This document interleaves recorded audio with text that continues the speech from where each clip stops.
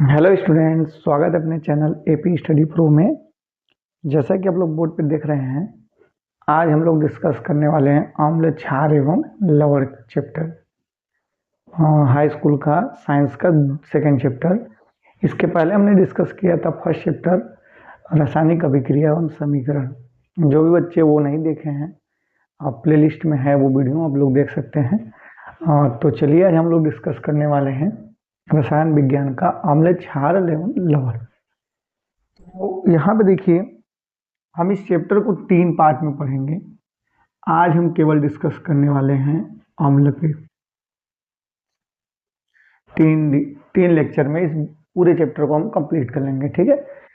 पहले अम्ल पढ़ेंगे, अम्ल के बारे में पूरी जानकारी इकट्ठा करेंगे, फिर क्षार, फिर लवण के बारे में, ठीक है। तो चलिए अम्ल के बारे में शुरू करते हैं। अच्छा, ये जो अम्ल है, अम्ल की परिभाषा क्या होती है? पहले अम्ल, इसको अंग्रेजी में हम लोग बोलते हैं एसिड। तो देखिए, अम्ल की 3 प्रकार से परिभाषा पूछता है आपको एग्जाम में। अगर डायरेक्ट पूछ दिया कि अम्ल किसे कहते हैं, तो आप फ्री है, चाहे जैसे लिख सकते हैं। जैसे अगर अम्ल की परिभाषा पूछे तो अम्ल वे पदार्थ हैं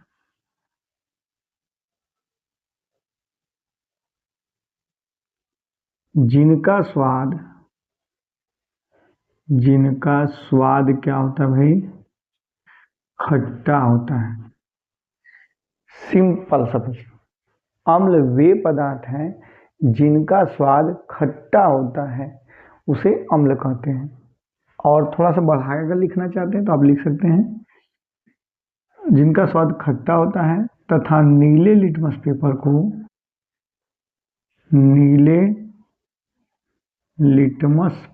को लाल कर देते हैं।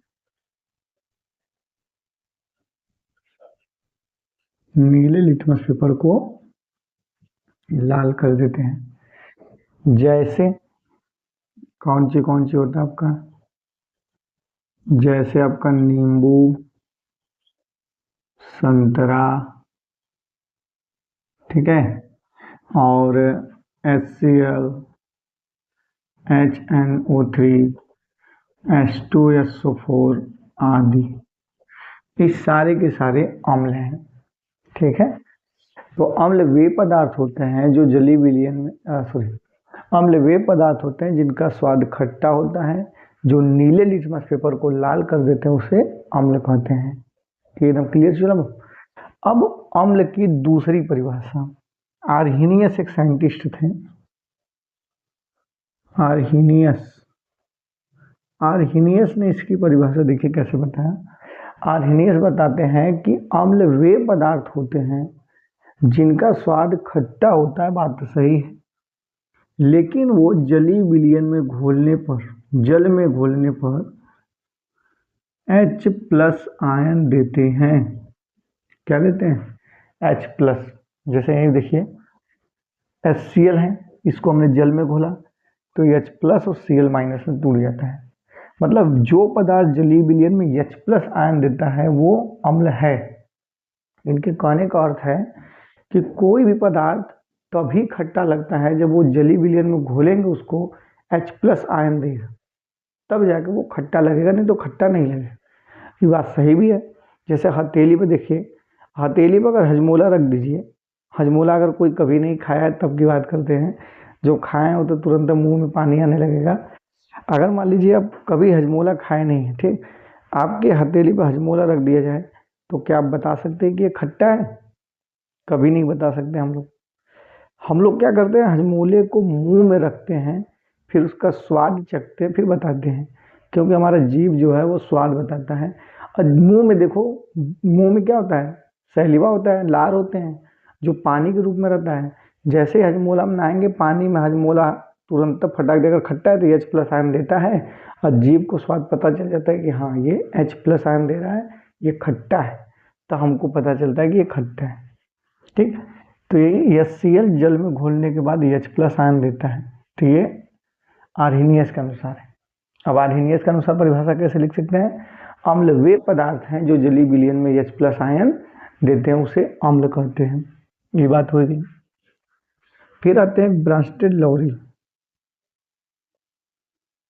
ब्रांस्टेड लॉरी, ब्रांस्टेड लॉरी क्या बताते हैं कि ब्रांस्टेड लॉरी भी एक साइंटिस्ट थे। ये कहें कि आर्हेनियस साहब एकदम सही बता रहे हैं भाई कि अम्ल वे पदार्थ है जो जलीय विलयन में घुलने पे H+ आयन देंगे। इतना बात तो उनका एकदम सही है। HCl है, इसको हम जल में घोल रहे हैं, ये H+ आयन तो दे रहा है, ये बात तो एकदम सत्य है। लेकिन ये कह रहे हैं कि ये जो H+ आयन है ये मुक्त अवस्था में नहीं रहता है, ये जल के अणु के संग मिल करके हाइड्रोनियम आयन बना लेता है। कैसा आयन? हाइड्रोनियम आयन बना लेता है, उसी को हम लोग बोलते हैं अम्ल। अब इनकी परिभाषा देखिए, जैसे बात सही है भाई, अगर मान लीजिए पानी में आपने अम्ल घोल दिया तो उसको ये पानी के अंदर जो H+ आयन है उसे घूमेगा नहीं, ये करे उसमें घूमता नहीं है, वो जल के अणु के संग मिल करके हाइड्रोनियम है। जैसे यहाँ पे देखिए, ये जल के संग मिला तो 2 हाइड्रोजन था, एक और है, 2 1 3 हो गया, और O+ आयन है तो प्लस हाइड्रोनियम आयन बना लेता है। ये कभी कभी ना ऑब्जेक्टिव क्वेश्चन भी पूछ देता है, निम्न में से कौन हाइड्रोनियम आयन है, तो इसको ध्यान से देखिएगा। यही H3O+ को हाइड्रोनियम आयन बोलते हैं। क्या बोलते हैं? Hydronium ion. तो इनके अनुसार देखिए परिभाषा एक बार फिर से, अम्ल वे पदार्थ होते हैं जो जल में घुलने पे H+ आयन तो देते हैं, परंतु वह जल के अणु के संग मिल करके हाइड्रोनियम आयन का निर्माण करते हैं। उसे क्या कहते हैं? अम्ल कहते हैं। तो अम्ल की परिभाषा तीनों लोग से समझ में आया भाई। अम्ल किसे कहते हैं? 3 तरह से हमने बताया। पहले जनरल परिभाषा, अम्ल वे पदार्थ होते हैं जो जलीय विलयन में घुलने पे H+ आयन देते हैं जिनका स्वाद खट्टा होता है, यही वाला। फिर दूसरा वाला आर्हेनियस के अनुसार, आर्हेनियस के अनुसार अम्ल वे पदार्थ हैं जो जलीय विलयन में घुलने पे H+ आयन देते हैं। तीसरा ब्रांस्टेड लॉरी, ब्रांस्टेड लॉरी के अनुसार अम्ल वे पदार्थ होते हैं जो जलीय विलयन में घुलने पे H+ आयन तो देते हैं, परंतु वो मुक्त अवस्था में नहीं रहते हैं, वो जल के अणु के संग मिल करके हाइड्रोनियम आयन का निर्माण करते हैं। इतना बात समझ में आया भाई? स्क्रीनशॉट इसका ले सकते हैं। तो अम्ल किसे कहते हैं हमने ये सीखा, ठीक है। अब आते हैं हम लोग अम्ल के भौतिक गुण के बारे में। अम्ल के भौतिक गुण,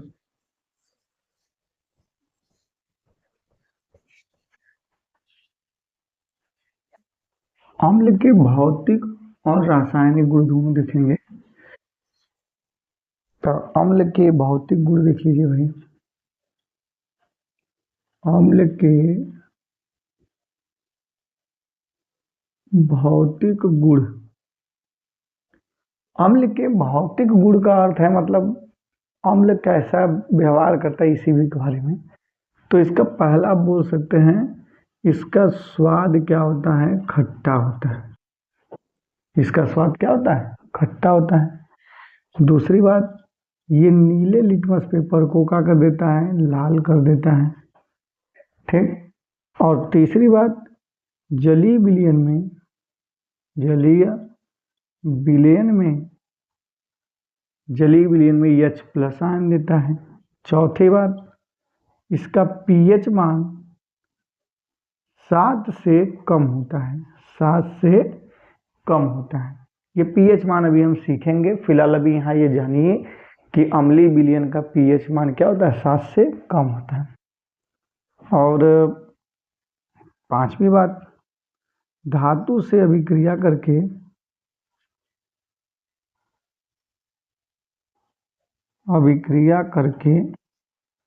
हाइड्रोजन गैस देता है।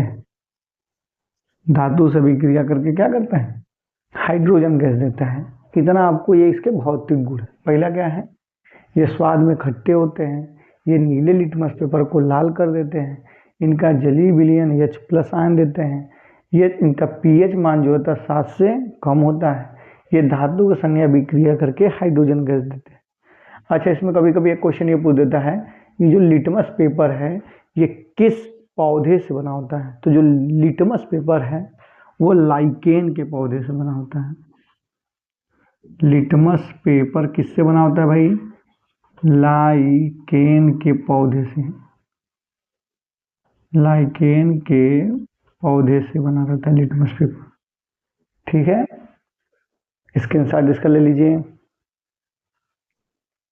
ज़्यादा नहीं, एकदम आराम से पढ़ेंगे, एकदम रिलैक्स होके कि एकदम अच्छे से समझ में आए। ठीक है, हमने क्या क्या सीखा? अम्ल किसे कहते हैं, उसकी तीनों परिभाषा।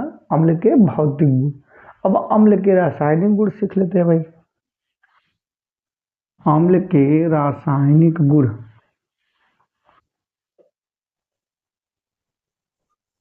देख लीजिए अम्ल के रासायनिक गुण क्या होते हैं। अम्ल के रासायनिक गुण। अम्ल के रासायनिक गुण में देखिए, पहला जब अम्ल ना धातु के संग अभिक्रिया करता है, किसके साथ? धातु के संग अभिक्रिया करता है, तो लवण प्लस हाइड्रोजन गैस देता है, हाइड्रोजन गैस बनाता है।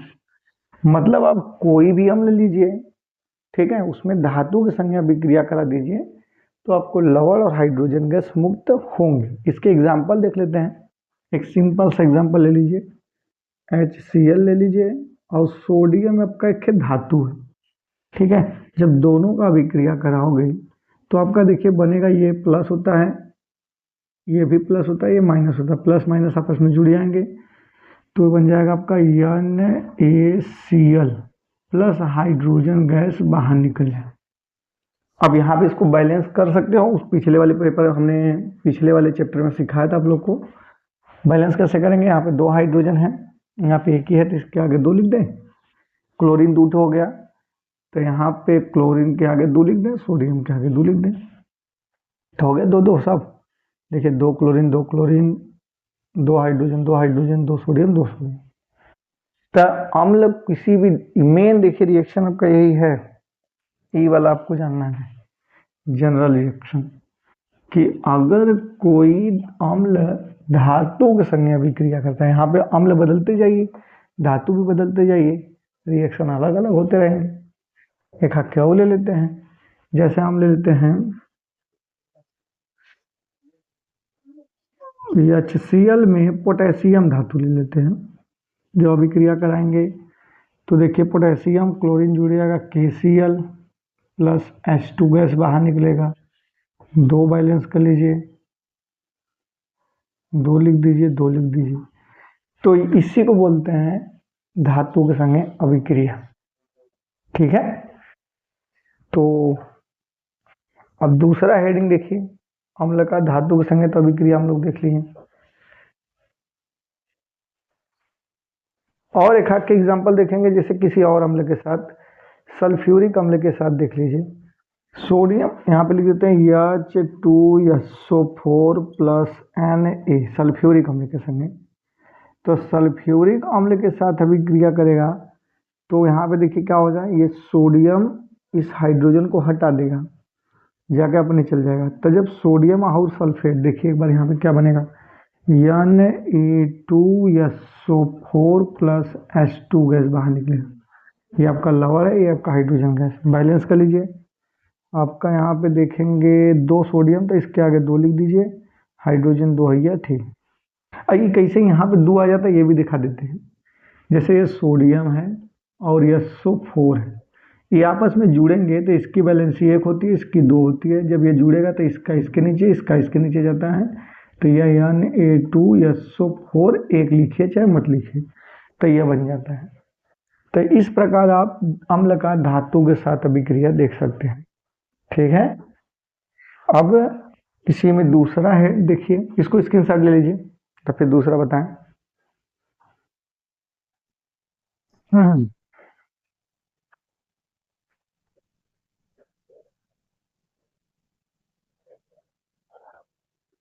अब दूसरा है धातु कार्बोनेट के साथ अभिक्रिया। दूसरा आपका है धातु कार्बोनेट के संगे अभिक्रिया जब अम्ल करेगा तब, ये तो धातु के संगे था। अब धातु कार्बोनेट के साथ अभिक्रिया, देखिए भाई, धातु कार्बोनेट के साथ क्रिया, धातु कार्बोनेट के साथ क्रिया। अब धातु कार्बोनेट का होता है, पहले ये जान लीजिए, कार्बोनेट का फार्मूला होता है CO3, ठीक है। अब इसके संगे अगर कौनो धातु जोड़ दीजिए, कैल्शियम धातु जोड़ देते हैं तो इसका नाम हो जाएगा कैल्शियम कार्बोनेट, सोडियम कार्बोनेट, जो भी धातु जोड़ेंगे उसका कार्बोनेट बन जाए, तो इसी को बोलते हैं धातु कार्बोनेट।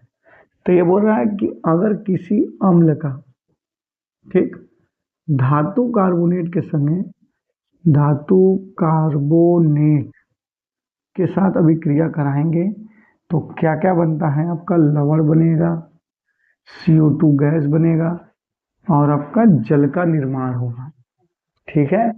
ये तीन चीजें आपकी बनती हैं। इसका रिएक्शन देख लेते हैं। जैसे अम्ल लेते हैं, HCl अम्ल हो गया, हम कैल्शियम कार्बोनेट ले लेते हैं, ठीक है। तो अब देखो आपको ना आंख पहले मूंद करके ये CO2 प्लस H2O बना लीजिए, ठीक।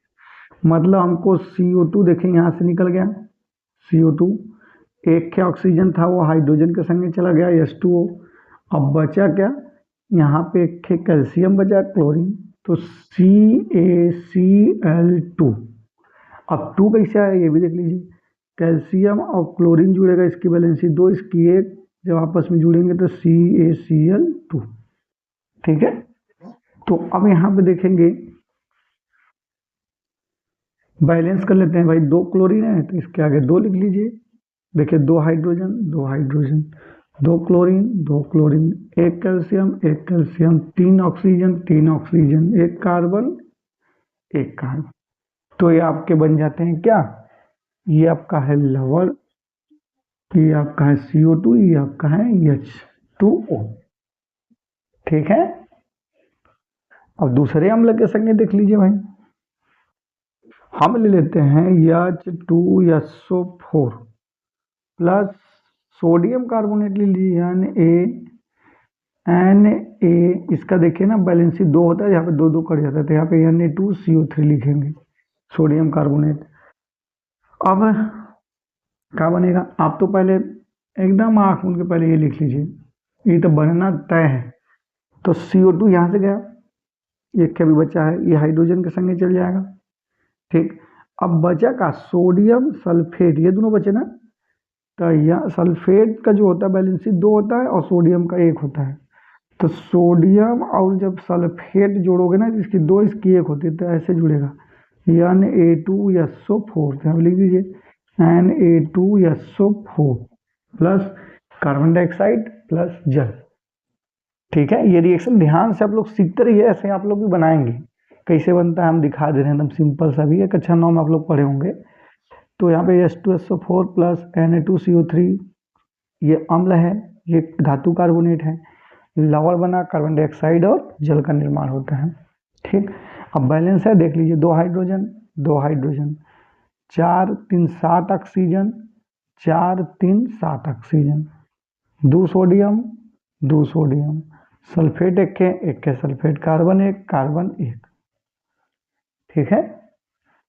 तो इसी प्रकार आप कहोगे कि अगर कोई अम्ल है धातु कार्बोनेट के संग अभिक्रिया करेगा तो लवण, कार्बन डाइऑक्साइड और जल का निर्माण होगा, ठीक है। इसके आंसर ले लीजिए इसका।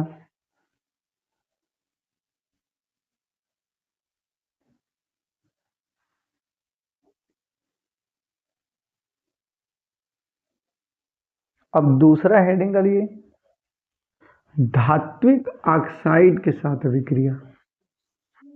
धात्विक ऑक्साइड का होता है, जैसे धातु कार्बोनेट होता है वैसे धात्विक ऑक्साइड होता है, धातु में ऑक्सीजन जुड़ गया, धात्विक ऑक्साइड हो गया, ठीक है।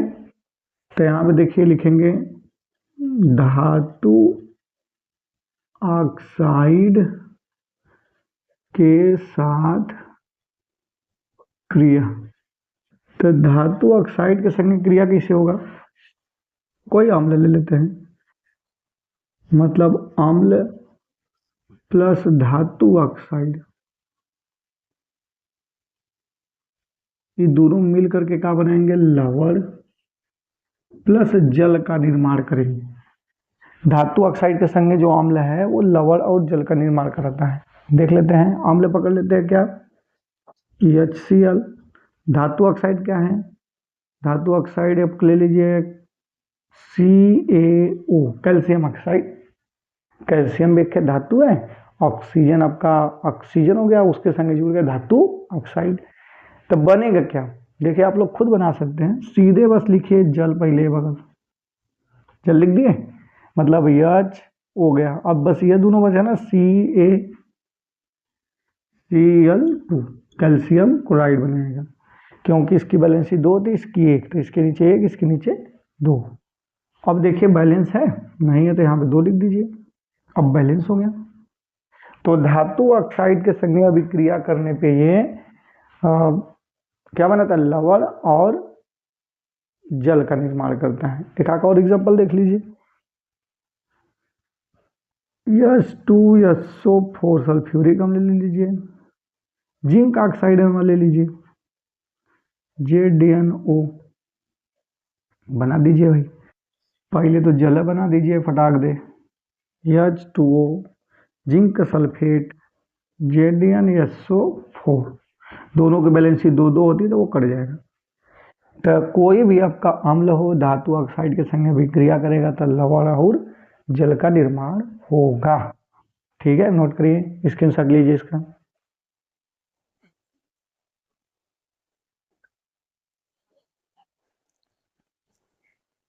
अब इसका एक लास्ट रिएक्शन है, उसको देख लेते हैं।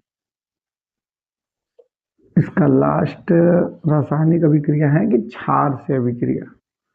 क्षार हम पढ़े नहीं है अभी, तो क्षार फिलहाल आप लोग जानते हैं, क्षार हम बताएंगे तो और अच्छे से समझ में आ जाएगा। फिलहाल अम्ल का क्षार से अभिक्रिया, क्षार से अभिक्रिया। तो क्षार से अभिक्रिया क्या होता है? कोई अम्ल है, जब उसका क्षार से अभिक्रिया कराओगे ना तो वो लवण प्लस जल का निर्माण बनाता है। अम्ल पकड़ लीजिए कोई HCl, क्षार पकड़ लीजिए KOH, पोटेशियम हाइड्रोक्साइड, हाइड्रोक्लोरिक अम्ल है क्षार। तब बनेगा क्या? पहले तो जल बना दीजिए H2O, ये सब निकल गया, KCl बचा बस। KCl पोटेशियम क्लोराइड आपका क्या है? लवण है। ठीक है, और भी लेना है तो ले लीजिए, H2SO4 ले लीजिए और NaOH ले लीजिए। जल बनाइए फटाक दे, पहले H2O निकल गया, बचा क्या? NaSO4। तो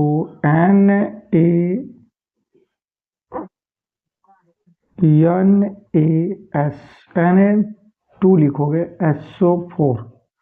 अब इसको बैलेंस कर लीजिए भाई, 2 सोडियम इसके आगे 2 लिख दीजिए, तो 2 सोडियम, 2 और 2 हाइड्रोजन, 2 यहाँ पे 2 यहाँ पे, 4 हाइड्रोजन, तो इसके आगे 2 लिख दीजिए, 2 ऑक्सीजन, 2 ऑक्सीजन, 1 सल्फेट, 1 सल्फेट। तो ये आपका लवण है और ये आपका जल है। तो क्षार के संग अगर अभिक्रिया कोई अम्ल करता है तो वो लवण और जल का निर्माण करता है। ठीक है, तो इतना जो है आपका अम्ल के बारे में पूरा डिटेल आपको पता होना चाहिए, क्योंकि इसी से क्वेश्चन आपके पुटअप करते हैं। ठीक है, एक बार हम समरी जान लेते हैं क्या क्या हमने सीखा। हमने सीखा कि अम्ल किसे कहते हैं, तीनों परिभाषा, फिर अम्ल के भौतिक गुण देखें, फिर रासायनिक गुण देखें, यही चीज हमने देखा। 3 चीज हम लोग के हमने बारे में डिस्कस किया। ठीक है, तो वीडियो में अच्छा लगा तो लाइक करिए, सब्सक्राइब करिए और अपने दोस्तों में भी भेजिए, और इसको अच्छे से आप लोग पढ़ के तैयार करिए अम्ल क्षार लवण।